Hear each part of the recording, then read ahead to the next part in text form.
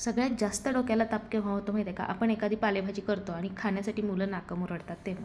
तर मग काय, मी तर असं करते, एक मोठा चपातीचा गोळा घेते, त्यामध्ये छान अशी पोळी लाटून घ्यायची, त्यावरती 2 चमचे तेल किंवा तूप टाकते, त्यावरती सगळे आपले कोरडे मसाले टाकायचे, जसे की धनेपूड, हळद, जिरेपूड असेल, चाट मसाला असेल, गरम मसाला असेल, थोडंसं लाल तिखट, सगळं मस्त पसरून घ्यायचं. एखाद्या पिझ्झा कटरनी किंवा सुरीनी कापून घेते त्याला, आणि त्यानंतर वरून थोडंसं पीठ आणि कोणतीही भाजी जी असेल ती त्यावरती टाकते. अगदी इथं गाजर, बीट वगैरेसुद्धा टाकू शकता. ते सगळं टाकायचं, छान त्याचा पुन्हा एकत्र करून गोळा बनवायचा. बघा इथे छान असा गोळा बनवला, जरासा घट्ट हाताने दाबून घ्यायचा आणि त्यानंतर वरून खालून त्याला पीठ लावून मस्त असं लाटून घ्यायचं. आता हे लाटल्यानंतर तवा गरम केला की त्याला तूप किंवा तेल लावा, जे तुमचं मुलं खातात ते लावा, आणि दोन्ही बाजूनी छान खमंग खरपूस पराठा भाजून घ्यायचा. पराठा तर तयार झाला, मुलांच्या पोटात पण गेला. तुम्हाला आवडला तर नक्की चॅनलला सबस्क्राईब करा. Bye bye.